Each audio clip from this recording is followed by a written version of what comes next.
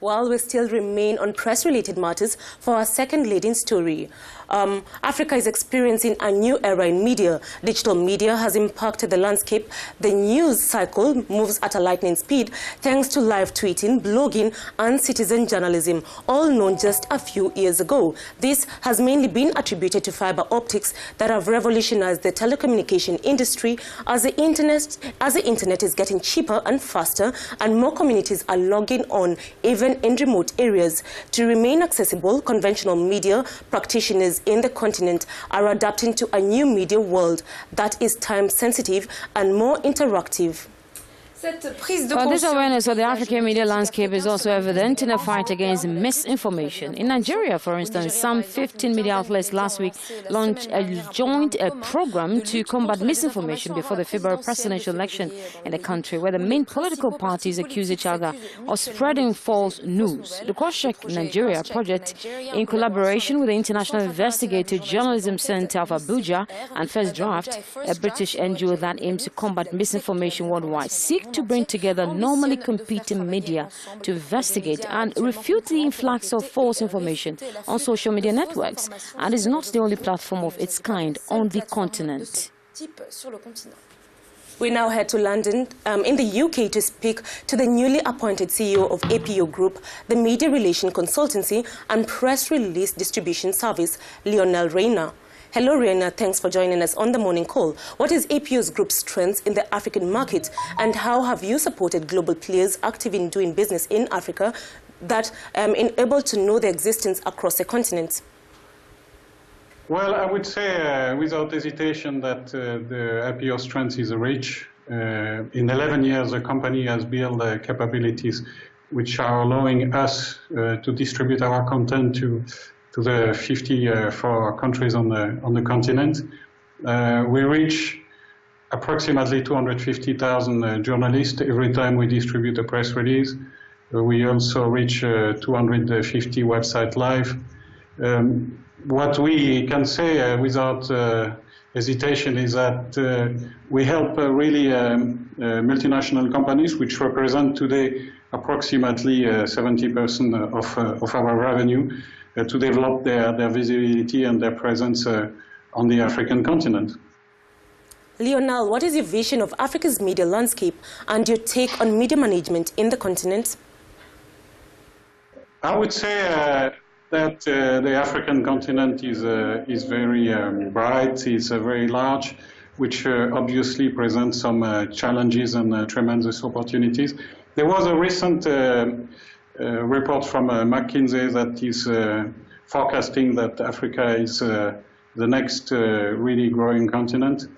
They mentioned that the growth that has been seen in Asia will happen to the African continent. If you combine that with the fact that there is a tremendous growth in the population, by 2050 the continent will have more than 2 billion people. It creates obviously opportunities for African companies to develop, opportunities to multinational companies to invest in Africa, but also a need to communicate more and as such to develop the media landscape. I would say that it's becoming more and more about content, and APO has been, is ideally positioned to respond to this content requirement. It is a market leader in Africa, and we vision to develop our market position in Africa and the Middle East over the years to come. Lionel Reina, so what is your assessment of the media in general in Africa?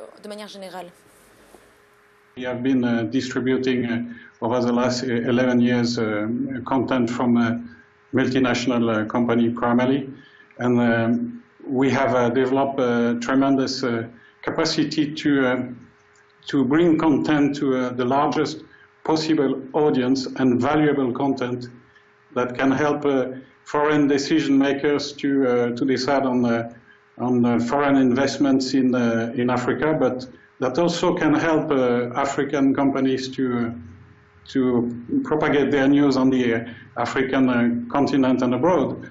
So I would say that content is really becoming increasingly important and also based on the fact that we've seen a decrease in advertising budget all over the world, but also in Africa. So corporations are relying more and more on public relations.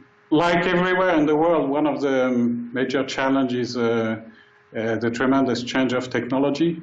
You know, the way people are communicating is changing. We've seen the rise over the last 10 years of internet, associated to internet, new technologies. And Africa is not immune to the fact that it needs to adapt to those new technologies in order to distribute the news. But we also see, particularly recently, a propension to the African continent to adopt, as an early adopter, new technologies that really help them to distribute the news in the broadest and best possible way. Lionel Reina, just before we wrap up the interview, what is next for Africa and the Middle East now that APO is going global? You know, as I was mentioning before, the company is serving approximately 300 multinational companies today. Over the years, they have asked us to do more and more for them and to follow them over different continents to propose them new services. We have, as an example, recently launched our photo news release. We are also investing heavily in analytics, bringing some feedback and information to the company about their PR, and we will continue to do so. Today, the company is spending approximately 7% of its revenue in analytics and research and development, and we will continue to follow our customers where they're asking us to go. Today, we can pretty much distribute the news all over the world with our own capabilities or with some partners. And over the years, we will build stronger and stronger capabilities outside of Africa and the Middle East. Well, thank you very much, Lionel Reina, for your insights. Lionel Reina is a new appointed CEO of APO Group, speaking about how Africa can strengthen the media market. Don't forget you're watching The Morning Call here on African News. You can watch The Morning Call that is live in either our website, www.africanews.com, or on our website, African News. That is our application. Still to come, has South Africa